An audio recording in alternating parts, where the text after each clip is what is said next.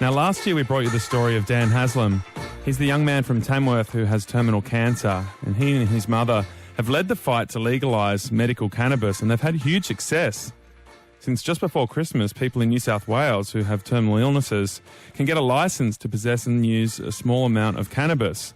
Now, we can bring you the news that 14 people so far have been registered under that scheme, and Debbie Luttrell got a licence for her 27-year-old daughter today.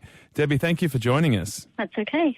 You and your daughter Rochelle got a letter in the mail today from the New South Wales government. Can you tell us about it? What did it say? That she has been now registered under the Terminal Illness Cannabis Scheme, and her nominated carers have also been registered.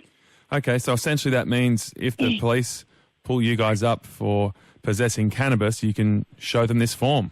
Yeah, and they can exercise their discretion not to charge you. Now, the difficulty of this whole situation is that you're still having to buy the cannabis from people that are breaking the law to sell it to you. That's right. Like, she can possess 15 grams of cannabis now, but where does she get it from? Is that too tight? And does that mean you have to go back to this, essentially, a drug dealer? Yes, too often? All the time. Well, if we wanted to use the oil, they suggest 1 gram a day. That means we'd have to go to the drug dealer every day. Every day? 1 gram a day, every day. I mean, if I could grow one out the back myself, that would be excellent. Yeah, all right. Well, it sounds like that the New South Wales authorities are part of the way in terms of making this situation much more easy and convenient for you, but there's still a bit of a way to go. There is a bit of a way to go, yes. Okay, Debbie, interesting to hear your situation there. Thanks for joining us. You're welcome. Thank you for having us. Hack on Triple J. Debbie Luttrell there. So as you heard, while this scheme is in place, there's still no legal avenue to buy the cannabis.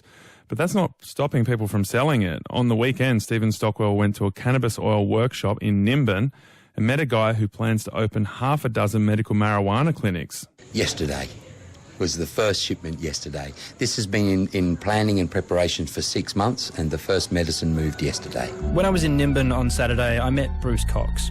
He's producing and distributing cannabis oil and other forms of medicinal marijuana. And we have over 100 on our list who will be receiving medicine this week. He's not waiting for the medical trials in New South Wales to finish or even for supply to be legalised. We aim to have at least 6 clinics open from Adelaide all the way through to the Daintree. But this is illegal. How are you able to do this? Well, there comes a time when it's a moral standpoint to disobey incorrect law, and through civil disobedience and community power, we've done this. You're speaking on national radio right now. You're hardly being secretive about this. Why hasn't anyone stopped you? Well, I think the government have openly admitted that cannabis works. So everything points to the law being wrong. For law's wrong, we're obliged to change that law. He is only supplying medical users, though. And as you can probably tell, he's got a pretty weird view of the law in all this, even when it comes to the people who supply him with the cannabis he uses to make his products. We don't deal with criminals. Growing marijuana is illegal. You're dealing with criminals. Well, the law says it's criminal activity, but that makes them criminals. Absolutely. So we regard them as pioneers of a new industry. There are some good people out there that are doing it, but there at the same token there are some rogues out there selling snake oil, and families have to be very careful of what they're getting because they don't know what they're getting and putting into their children. David Stevens has been treating his 8-year-old daughter, Daisha, with cannabis oil for 10 months now. She used to suffer from a huge number of seizures a day. You'd have to use a calculator. To give you an idea, her EEG showed seizure activity on her brain every 5 to 8 seconds, 24/7. So it was basically constant. Since using cannabis oil, Daisha has been seizure-free.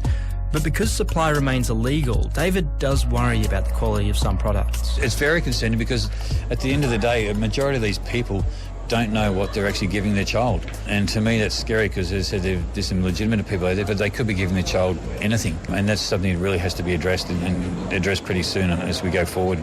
Triple J, Hack with Tom Tilley.